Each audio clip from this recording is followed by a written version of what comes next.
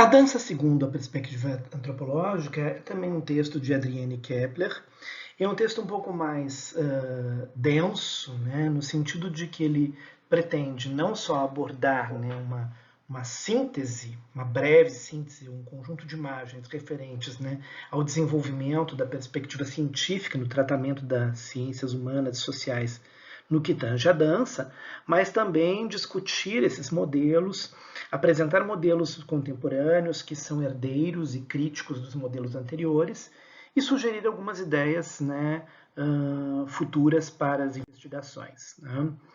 Então, a autora lembra, né, que o marco, né, o ano marco para isso é o ano de 1960, quando Gertrude Kurhat, né, numa revista de antropologia, apresenta um artigo sobre o panorama da etnologia da dança. Então, ela funda um campo de estudos disciplinar que está inserido dentro do corpo da disciplina chamada antropologia, da ciência antropológica, com uma metodologia e uma abordagem. Né? Na perspectiva de Kurhat, a dança é uma forma cultural que se refere diretamente ao corpo humano, né, dentro de um enclave temporal e espacial, né, que é a própria contextualização. Né?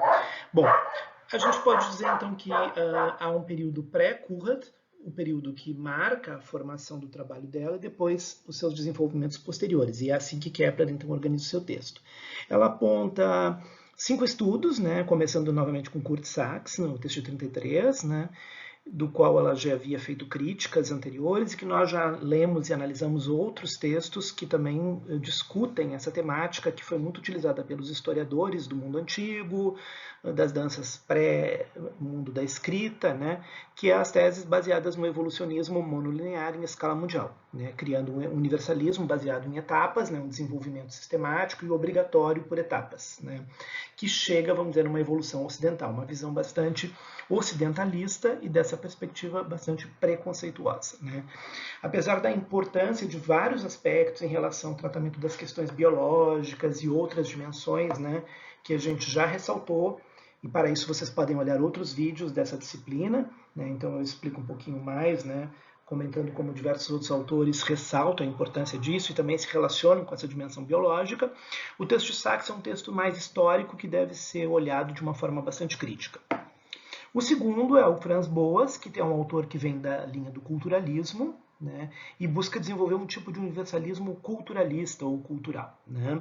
A dança aqui já é tratada como cultura, diferentemente do Sachs, que trabalha mais com leitura de segunda mão, né, com pesquisa bibliográfica, de livros já, consulta de livros já de bibliotecas. O Boas valoriza, né, os estudos de campo, né, e entende, né, que dança está associada à organização, né, e ao ritmo corporal e cultural. Né?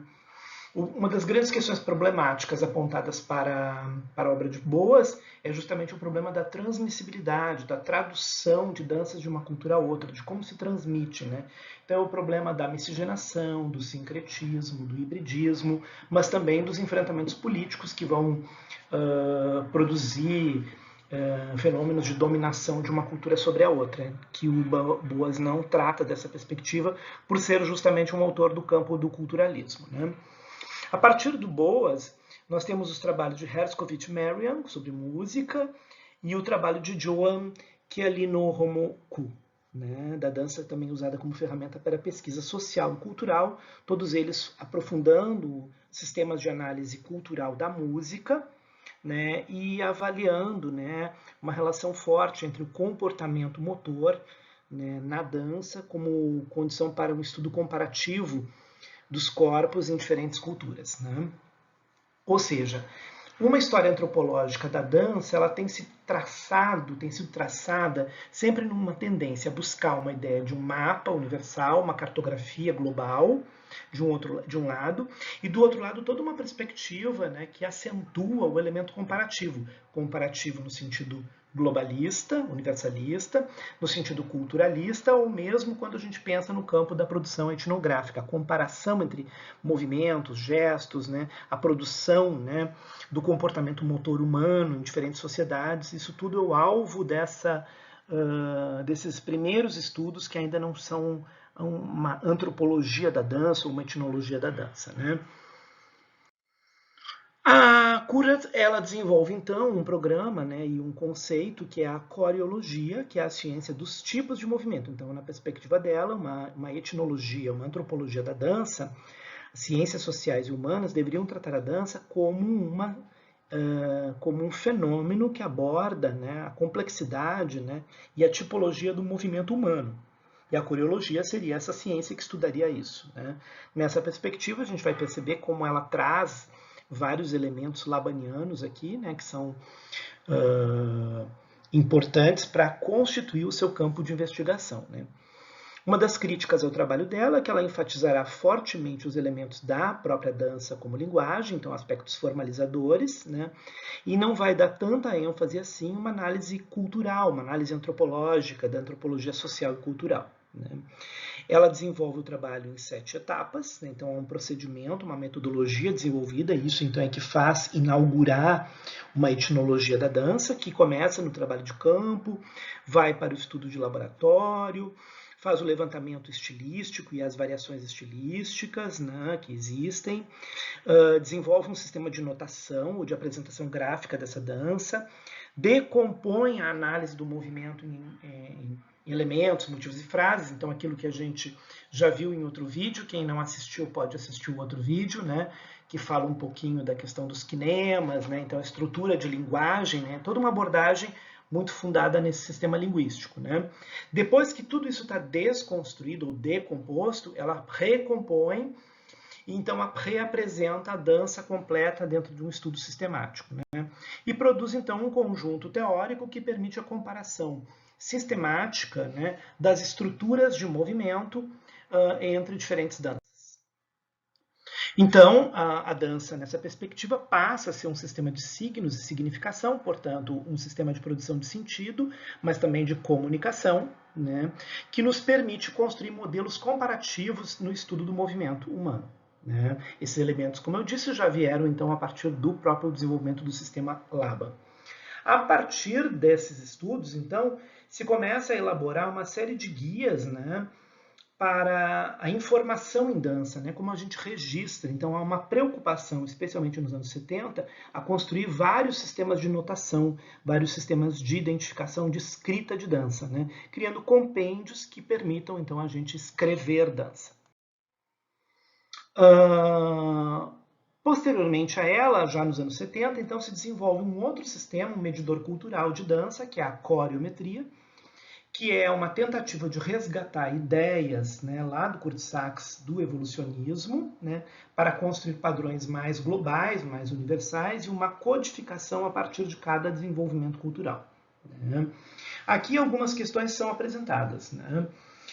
Então, o movimento dançado é uma estrutura inscrita no corpo de tipos de movimentos habituais no interior de uma cultura ou de uma dada área cultural. Então, Lomax trabalha com uma perspectiva, né, de que uma determinada dança, uma estrutura de dança se desenvolve ou numa área cultural, uma área geográfica cultural, ou numa cultura como um todo, com a sua própria história, né? Formando então uma tipologia de dança, né, o que seria uma espécie de uma unidade, né, uma unidade de análise de dança que poderia identificar um padrão cultural de uma determinada nação, por exemplo, né? A gente vai falar disso bem no finalzinho, né? Esse enclave cultural. Essa unidade, na perspectiva dele, para que então haja então, essa perspectiva de uma antropologia da dança, uma história antropológica da dança, ela se baseia fundamentalmente na maneira como a dança faz um uso continuado da repetição formalizada de movimentos que vêm da vida cotidiana. Então essa é a tese central, né? Lá na Currat não tinha essa perspectiva, não se colocava isso, e aqui então se coloca um dado de conteúdo, que seria retirar elementos da vida cotidiana e transformá-los, né, sob a égide de uma estrutura repetitiva e formalizada num elemento de dança, né? Um outro aspecto que também é levantado por essa pesquisa é que os estilos vão se transformando de acordo com o aumento do nível de complexidade das sociedades, né?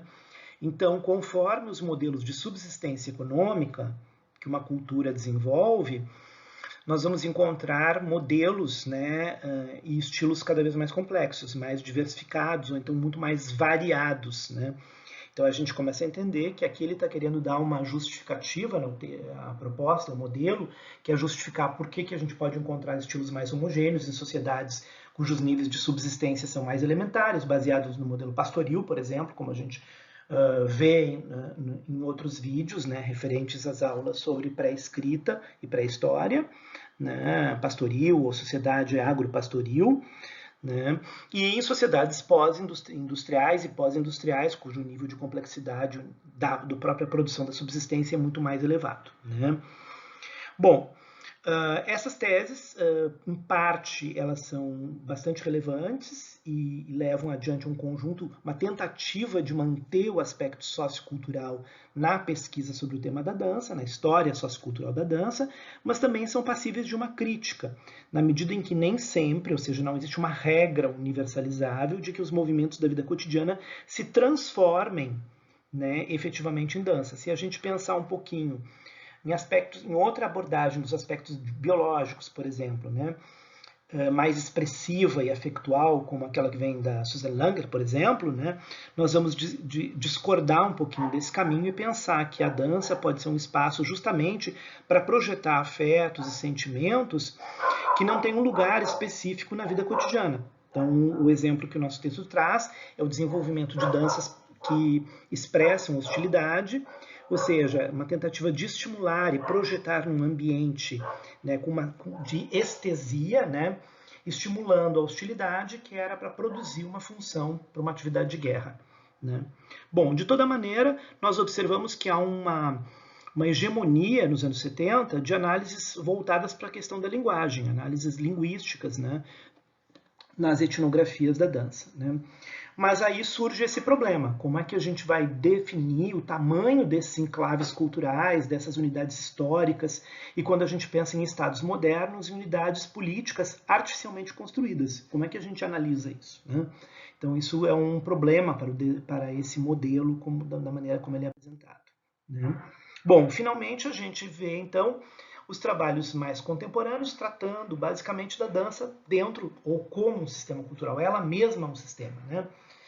E nesse sentido a gente começa também a fazer uma análise mais crítica do próprio desenvolvimento da história da dança e como o sistema ocidental de pensamento criou uma classificação que registra, incorpora e inclui determinados fenômenos no interior do sistema da dança, né? Ou seja, o que o Ocidente entende como dança, né? E como a gente acaba naturalizando a nossa concepção de dança e não consegue perceber que nós mesmos estamos entronizados num determinado sistema de cultura, né? Questões que continuam importantes, vigentes, né, dentro da abordagem da dança, né, como fenômeno antropológico, precisamos sempre levar em conta a maneira como ela se relaciona com a vida social e com os modelos culturais, né, com aspectos sociopolíticos, né, as questões que são indicadores de identidade social e de classe social, e também como parte profunda da organização da estrutura da sociedade, né. Trabalhos contemporâneos têm ressaltado a importância de entender a dança ela própria produzindo não só um sistema cultural, mas um cenário cultural no qual ela está situada, né? Então ela está dentro de cenários culturais ampliados e ela própria produz uma cena, produz um cenário cultural.